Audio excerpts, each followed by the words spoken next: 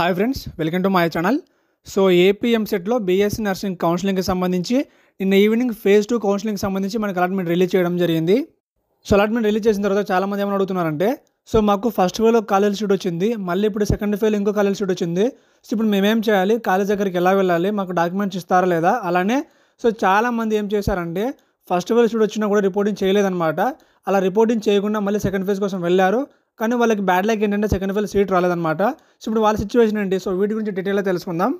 So ఇంకా టాపిక్లోకి వెళ్తే ముందుగా ఫస్ట్ ఫేలో ఒక కాలేజీ, అలానే సెకండ్ ఫేలో ఇంకో కాలేజ్ సీట్ వచ్చిన వాళ్ళు ఏం చేయాలంటే, సో ముందుగా మీరు మీ సెకండ్ ఫేజ్కి సంబంధించి అలాట్మెంట్ డౌన్లోడ్ చేసుకోండి. సో మళ్ళీ సెకండ్ ఫేజ్కి సంబంధించి అలాట్మెంట్కి అమౌంట్ పే చేయాలా వద్దా అనేది డౌన్లోడ్ చేసుకుంటే మీకు తెలుస్తుందన్నమాట. సో మీరు అలాట్మెంట్ డౌన్లోడ్ చేసుకొని మీకు ఫస్ట్ ఫేలో ఎక్కడైతే సీట్ వచ్చింది మీరు ఆ కాలేజ్ దగ్గరికి వెళ్ళండి. సో వెళ్ళిన తర్వాత వాళ్ళకి మీ అలాట్మెంట్ చూపించండి. సో మీరు మీ సెకండ్ ఫేజ్ అలాట్మెంట్ చూపిస్తే వాళ్ళు ఆటోమేటిక్గా మీ డాక్యుమెంట్స్ మొత్తం ఇచ్చేస్తారనమాట. ఇక్కడ ఇంకో విషయం ఏంటంటే, సో మీకు ఫస్ట్ ఫేలో ఒక కాలేజ్ వచ్చి మళ్ళీ సెకండ్ ఫేలో ఇంకో కాలేజ్ సీట్ వచ్చిందంటే ఆటోమేటిక్గా ఫస్ట్ ఫేజ్ సీట్ క్యాన్సిల్ అయిపోతుంది అనమాట.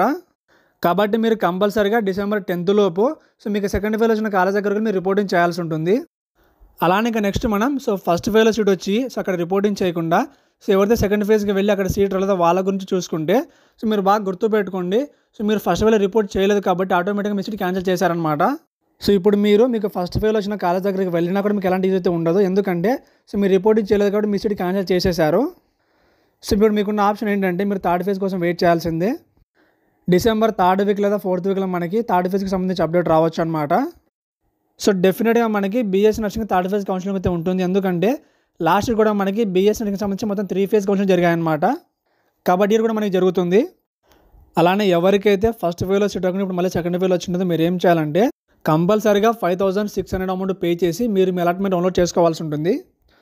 డౌన్లోడ్ చేసుకుని మీ ఏపీ ఎంసెట్ ర్యాంక్ కార్డ్, మీ 10th class marks memo, inter marks memo, మీ study certificates from 6th class to intermediate, మీ ఇన్కమ్ సర్టిఫికేట్, క్యాస్ట్ సర్టిఫికేట్, మీ ఆధార్ కార్డ్, మీ ఫొటోస్ ఇవన్నీ కూడా మీరు తీసుకుని రిపోర్టింగ్ చేయాల్సి ఉంటుంది. గుర్తుపెట్టుకోండి, డిసెంబర్ 10th ఈవినింగ్ 3 PM మీరు రిపోర్టింగ్ చేయాల్సి ఉంటుంది. లేదంటే మీ సీట్ క్యాన్సిల్ చేసేస్తారు.